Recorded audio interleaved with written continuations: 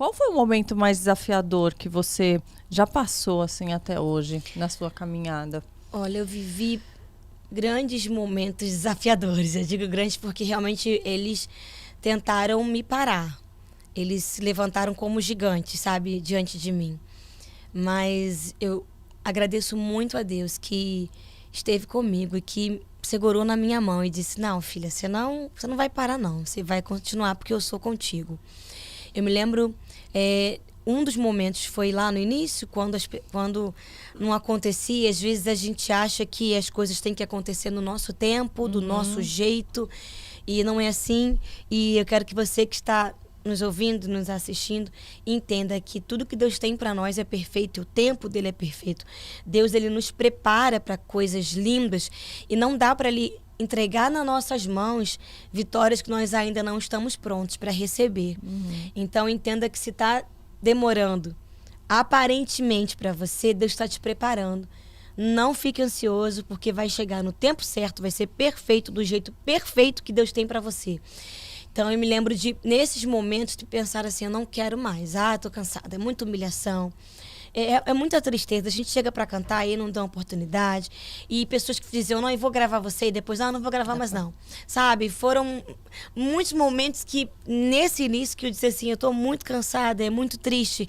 E realmente todo o início é desafiador, é difícil. Sim. Então eu pensava em parar por várias vezes. Eu pensei em desistir. Você se questionava se isso era o caminho, se Sim. não era, se você estava enxergando errado? Sim. Porque às vezes a pessoa se questiona e fala: pô, será que Deus está me preparando, ou será que o caminho não é esse e eu estou entendendo errado? Sim. Né? Muitas vezes o que me fortalecia para continuar era realmente os sinais que Deus nos dava, porque Deus nos dá sinais.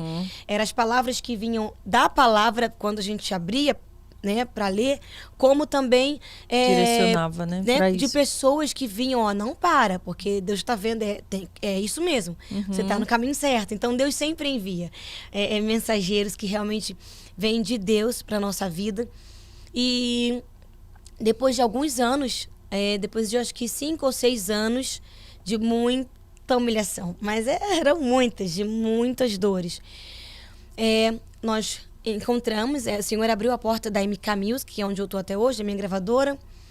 Nós lançamos o primeiro CD e ali, depois desse momento, eu vivi o grande desafio da minha vida até hoje, acho que um dos maiores, que foi quando a minha mãe descobriu que estava doente. Então foi assim, foi um misto de emoções.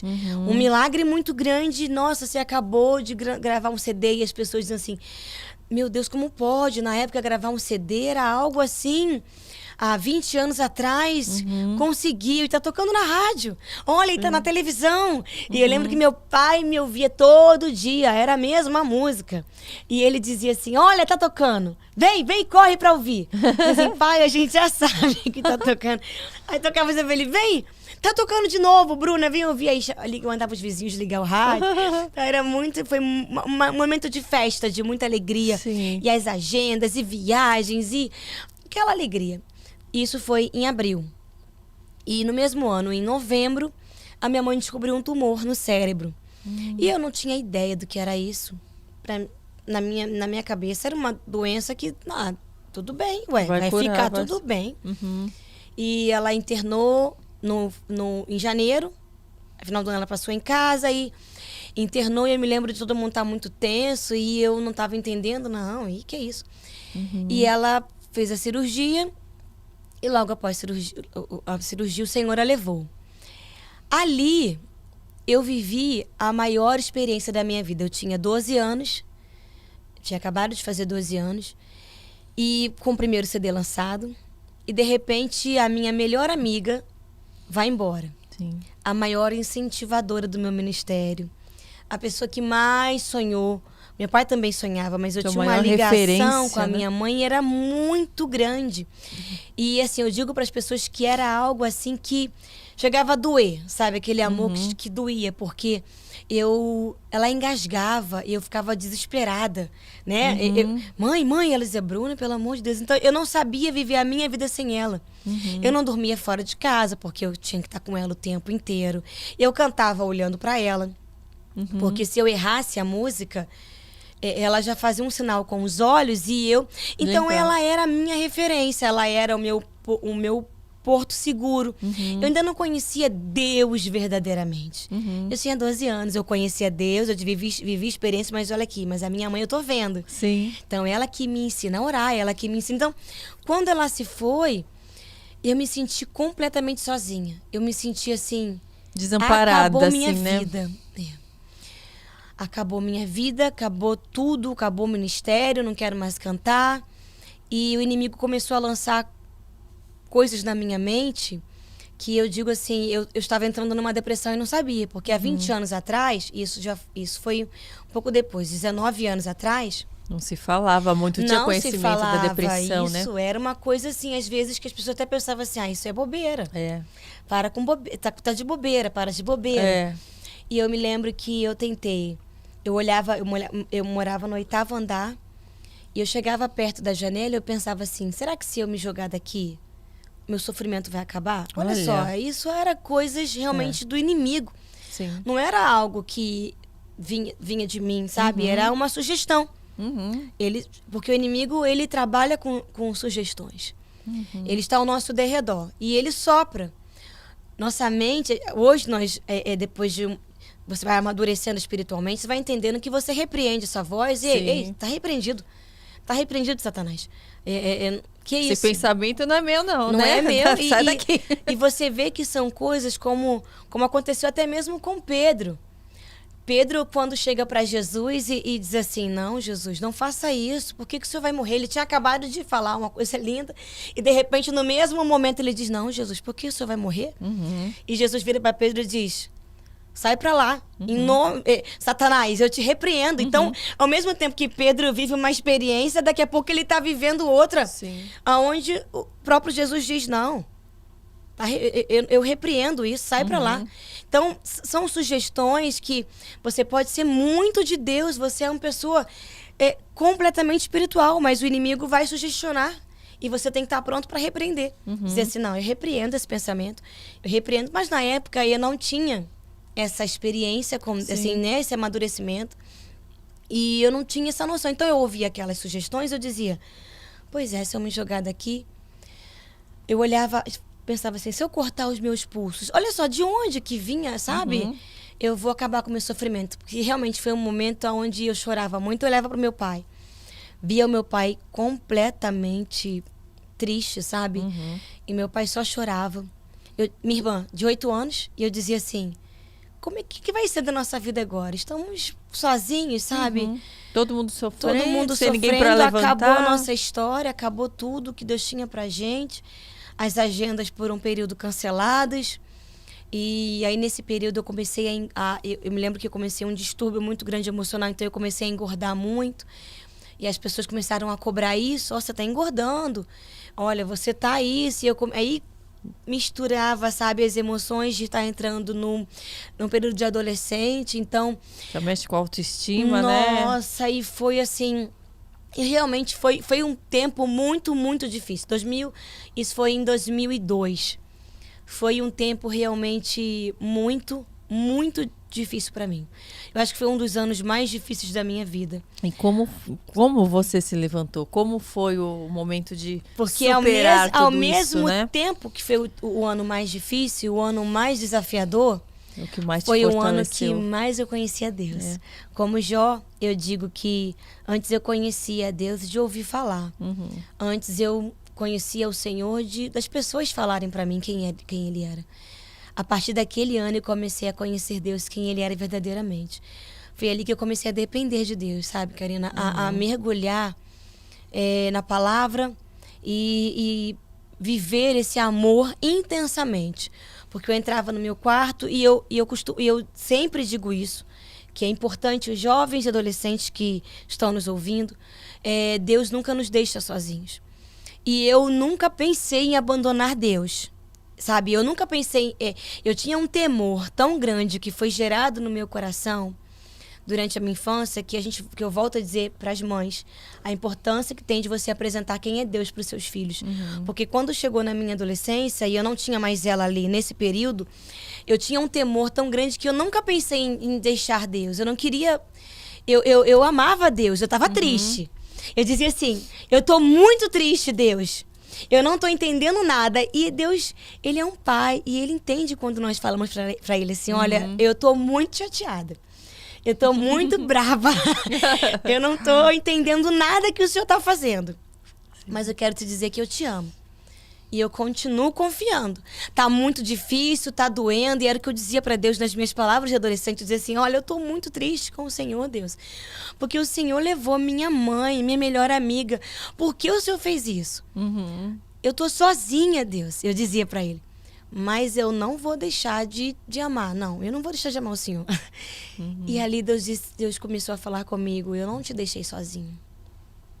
Eu sou o teu melhor amigo. Eu tô aqui contigo. E eu comecei realmente a ouvir a voz do Espírito Santo dentro de mim. E ali foi um período onde eu lia mais, onde eu cantava no meu quarto. E eu comecei a viver experiências novas, de momentos de oração que eu nunca tinha vivido. E realmente a depender desse amor. E é algo que acontece, é sobrenatural. Porque você dizer para uma menina de 12 anos que ela vai começar a conhecer a Deus e que a vida dela vai dar certo em meio ao caos, aos olhos humanos, as pessoas dizem assim, não, vai parar, vai dar tudo errado. Sim. São adolescentes que já estão para muitos. Eu e minha irmã estávamos condenadas a viver de mão em mão. Nós não tínhamos... Nossa família sempre foi pequena. Então eu tinha poucas tias, algumas que moravam em São Paulo, aqui em São Paulo, que eu sou do Rio. Outras que não estavam tão perto. Eu não tinha avós nem por parte de pai, nem por parte de mãe. Eu já não conhecia, eu tinha uma avó de consideração. Então, assim, aos olhos humanos, vão se perder.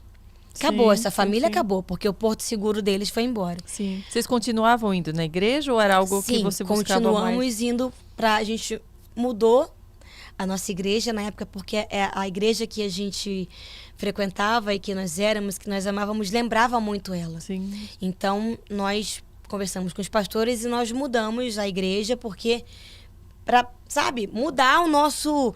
Vamos nos levantar. Sim. Então, a gente precisou realmente ir para outro lugar. E para não ter tantas lembranças, e Deus começou a nos levantar. Então, quando as pessoas olhavam e diziam assim, essa família acabou, esse ministério acabou, não tem jeito para essa família, essas meninas vão para o mundo. Sim. E vão viver de mão em mão, e vão viver assim, cada hora com uma família, porque o pai tá ali, coitado. Para muitos, meu pai era um coitado, que estava ali quase em depressão, estava ali sem direção.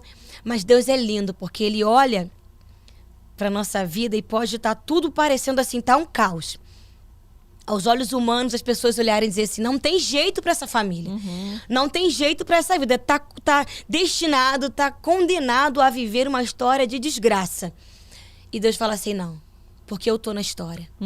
E se eu estou na história, vai ser diferente. Eu vou levantar, vai viver, vai ter milagre, vai ser usado, vai viver o sobrenatural. Eu vou fazer dali realmente pessoas que vão sair para viver o sobrenatural. E Deus é tremendo, porque Ele faz. Independente dos olhares, independente dos pensamentos, Deus faz além, porque Ele não vê como o homem vê. Independente dos nossos próprios pensamentos, inclusive, né?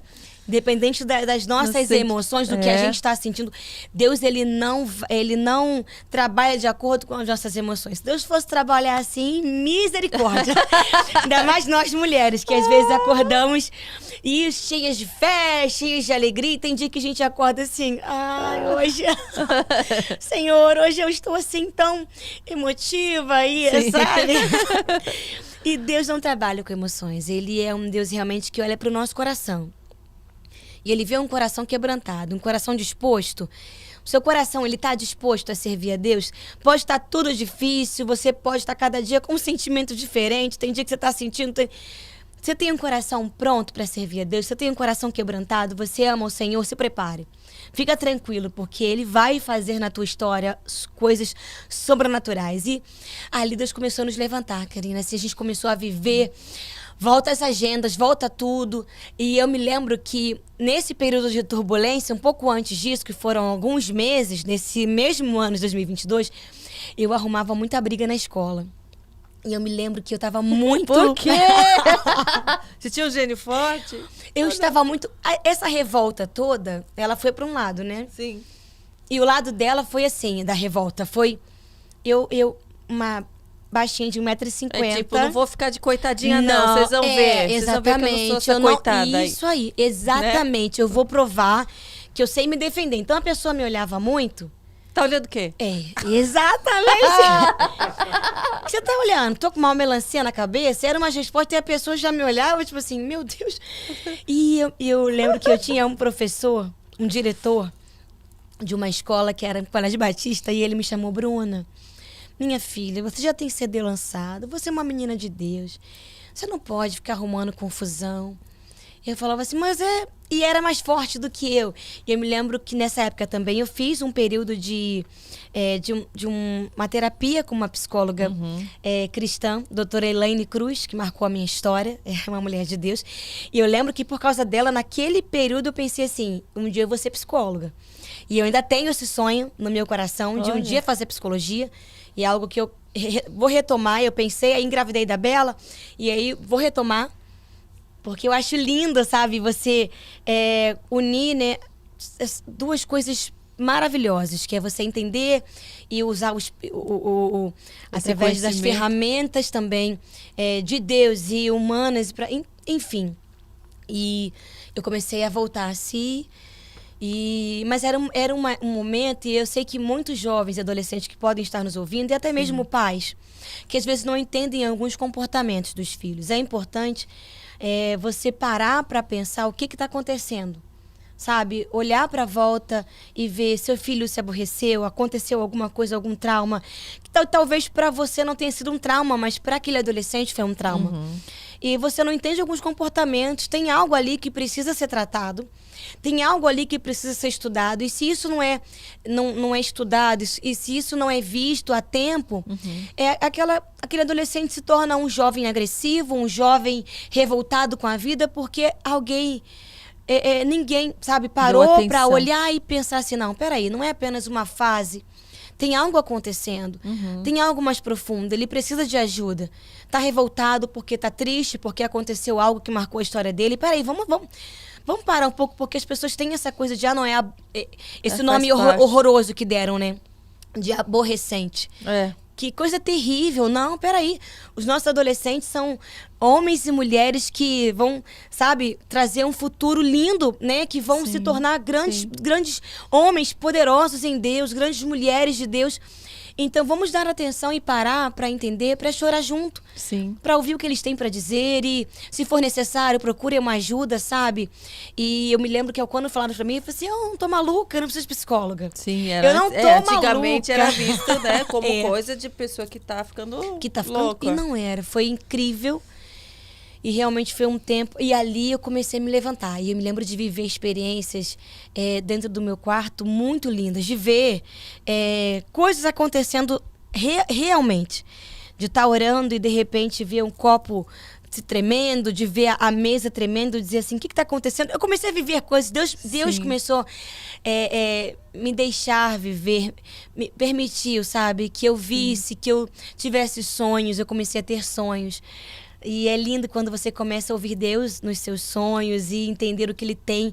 Eu comecei a receber direcionamento e fui crescendo espiritualmente. Foi o que me fortaleceu. E eu me levantei realmente uma nova mulher. Em 2003, eu lancei um CD chamado Siga em Frente.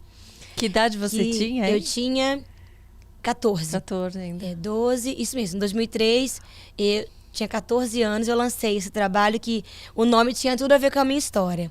Siga em frente. Quando as pessoas achavam que tinha acabado, Deus falou assim, não, peraí que eu vou levantar essa família para viver e continuar seguindo, porque a minha mãe foi levada, mas nós estávamos aqui. Então, o nosso propósito nessa terra precisava continuar. Nós tínhamos algo de Deus para viver. Se eu tivesse parado, eu não viveria nada do que eu estou vivendo hoje. Imagine, e além de tudo que você vive, o tanto de pessoas que são impactadas pela sua vida, pela vida de todos os seus familiares que também foram tocados, que foram passando isso de pessoa para pessoa. Então, a gente sempre tem um propósito, né? Deus nos criou com um propósito aqui nessa terra. Então, às vezes a pessoa, né, se compara tanto com outra, né, falando, poxa, mas eu eu não vou cantar para multidões, eu não faço diferença nesse mundo, mas como fazemos tanta diferença, podemos, né, impactar tantas vidas, tantas pessoas, né, com o nosso exemplo de fé, com a nossa palavra, com um abraço, com um olhar, com um sorriso. Então, eu acho que sintam-se importantes, todos vocês têm um lugar importante nesse mundo para Deus. Você foi criado com um propósito para fazer algo. Amém. Então, não se sinta menor do que ninguém. Amém. Todo mundo tem o seu potencial, tem uma habilidade, tem algo que o outro não tem, sua particularidade que é preciosa, né?